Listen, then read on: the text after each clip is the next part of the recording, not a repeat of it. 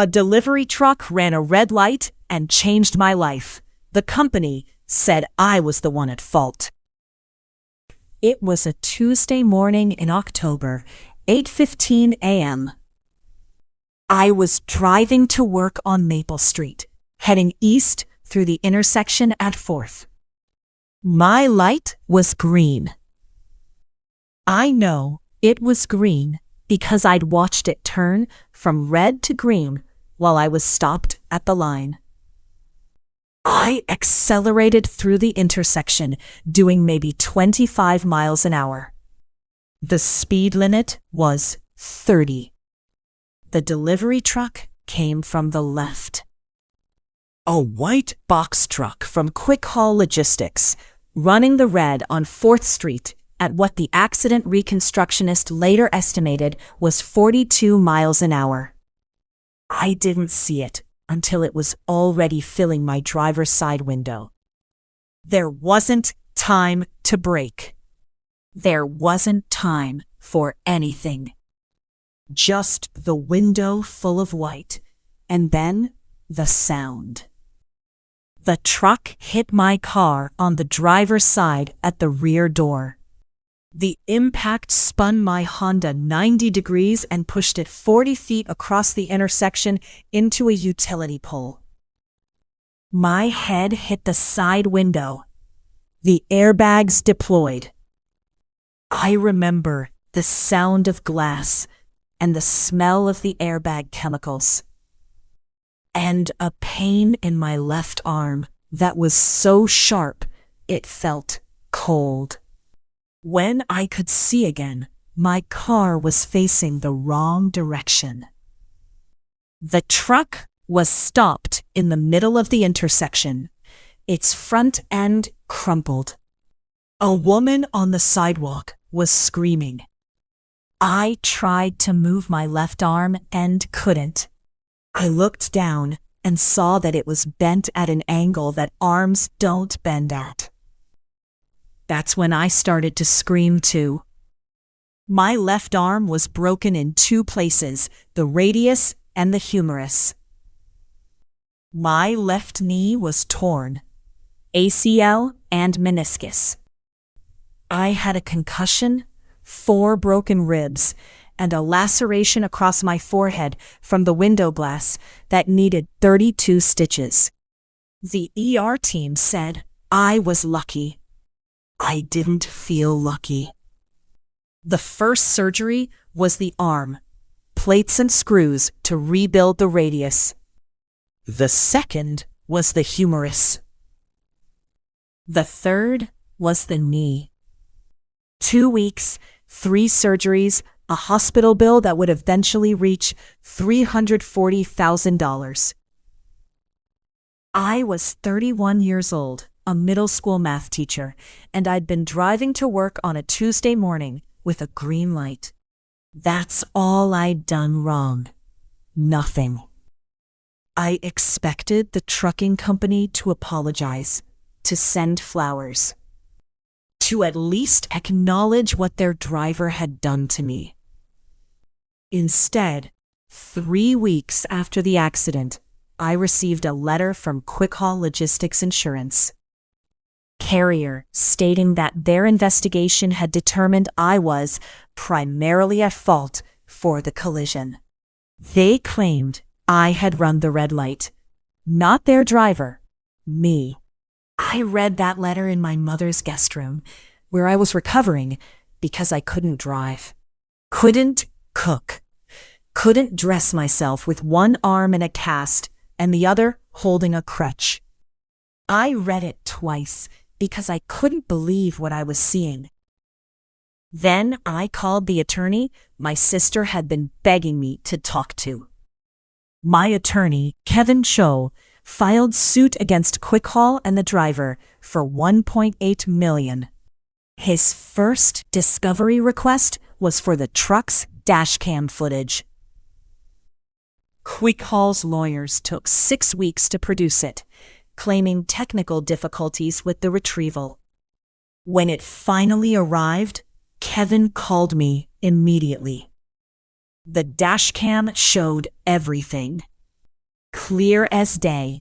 The truck approaching the intersection, the traffic light turning red, a full 3 seconds before the truck reached it, the driver not slowing down at all, and the impact. You could see my car in the intersection, already past the midpoint, clearly moving on a green. The truck blew through a red light that had been red for 3 seconds. It was irrefutable. QuickHaul's claim that I ran the light wasn't just wrong. It was a lie they told, knowing the Dashcam existed. Discovery got worse for QuickHaul. Kevin subpoenaed the driver's logs. Federal regulations limit commercial truck drivers to 11 hours of driving within a 14-hour window. The driver, Jason Merrick, had been on the road for 14 hours and 12 minutes at the time of the crash.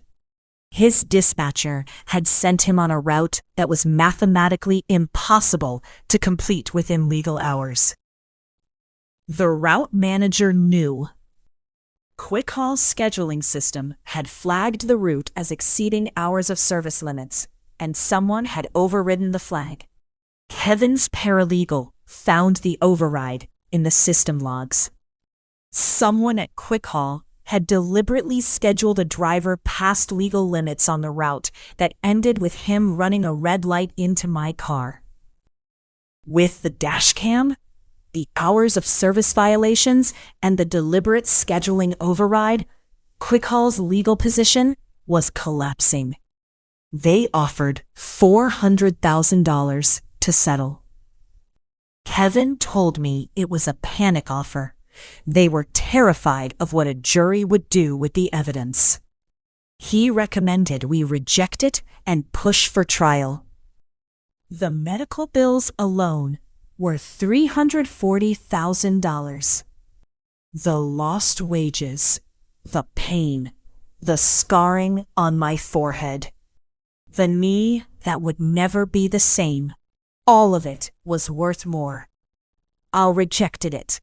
QuickHaul came back with $700,000. Kevin said no again. They came back with $900,000. Kevin looked at me and said, "They're not done climbing. But a trial gets us more, and it holds them accountable publicly." "Your call." I said, "Let's go to trial." I wanted a jury to see that Dashcam.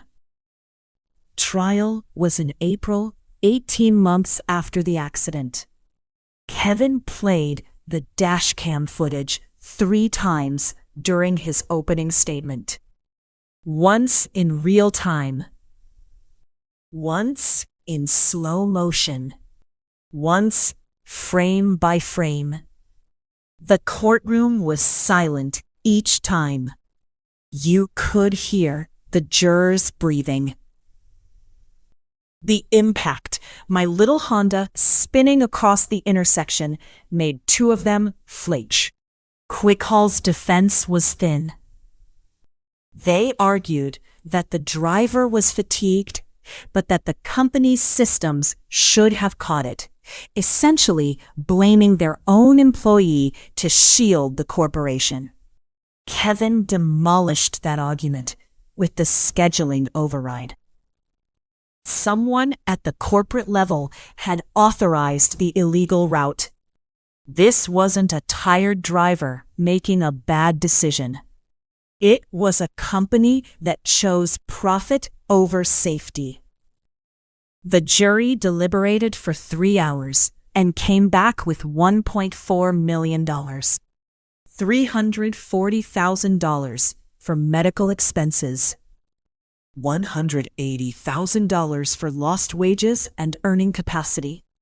$380,000 for pain and suffering. And $500,000 in punitive damages, the jury's way of telling QuickHaul that scheduling a driver past legal limits and then lying about whose fault it was would cost them. When the foreperson read the punitive damages number, Kevin grabbed my good arm under the table. I was crying. Not from the money, from the validation. For 18 months, QuickHaul had told the world I ran a red light. A jury of strangers had watched the tape and said, "No, she didn't. You did. And you knew it." That was worth more than any dollar amount they could have named. After Kevin's fees and the medical liens, I took home just over $800,000. I paid off my student loans. I put a down payment on a house with a garden. I funded my classroom, new calculators, books, supplies I'd been buying out of pocket for years. My me recovered about 80%. I can walk and hike, but running is over. The scar on my forehead faded to a thin line that I cover with my hair most days. I still drive through that intersection on my way to work. They put a camera on the light after the accident. Kevin pushed for it as part of the settlement negotiations. Every morning, I stop at the line and wait for the green. I watch it turn. I check left and right, even though I have the right of way. Then I go. Because having the green light should mean something. It does now. QuickHaul's insurance rates tripled. Jason Merrick lost his commercial license. And the Dashcam, the little camera that recorded the truth when the company tried to bury it, is probably still mounted on some other truck somewhere, watching the road. I hope it's paying attention.